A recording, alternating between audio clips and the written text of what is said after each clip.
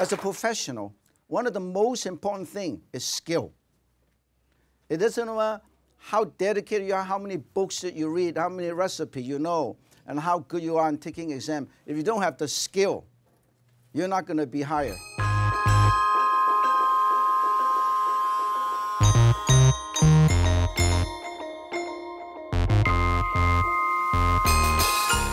So yeah, some of the characteristics I guess I have are just being resilient, because there is a lot of disappointing things that happen. You get a lot of no's, but you just have to get up and do it. If you have a vision, you keep going. I've always had like a pretty strong vision of what I wanted since I decided this was going to be my career path.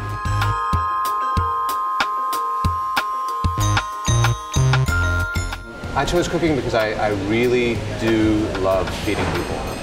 And no better way to do it than in a big restaurant. My job really is to touch every plate. So I stand right outside of the kitchen on a big table. We call it pass. And all the food is put in front of me. And I wipe plates, and I pepper, and I olive oil, and I salt when necessary. And basically I quote-unquote bless each plate, making sure that any bad intention is sort of taken away from the dish. I'm here every day. I can be as involved as much as I want or don't want to right now because I have enough staff. Now in the last couple of years, you see the food trend.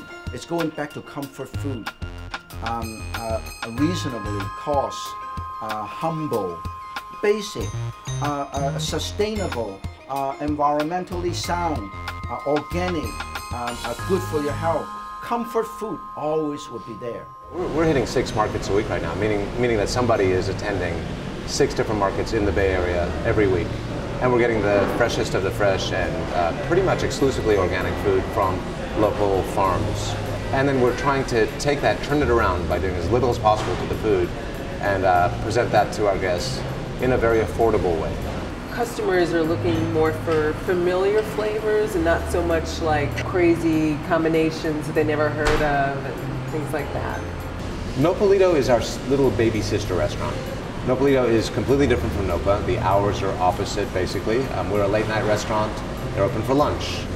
That's much smaller, different vibe, a lot more families, a lot of kids, beans and rice all over the floor, and delicious, organic, made from scratch, traditional Mexican food. This is my first restaurant. I look forward to having, I don't know, a few more. If there's a young cook coming out, I would say always work with the best. Work with the people who are inspiring always. Push yourself, really, really push, especially when you're young and you're physically able. And I would say to most people, and this is a line from my father, that the harder you work, the luckier you get. Meet with as many people in the field doing what you want to do and ask them as many questions as you can ask them. It's a continuous learning process, and I think that's what people have to realize too, that you don't get the degree and you're there, you don't get like this one job and you're there. You got to continue to educate yourself. I think the most important thing is if you believe that you try the best you can, you should feel good about yourself. And just do it. And if people give constructive suggestion, take it humbly and improve. Because there are always people better than you. So if you can be accomplished and you have great skill, then most likely it will be a great career. Amen. Thank you.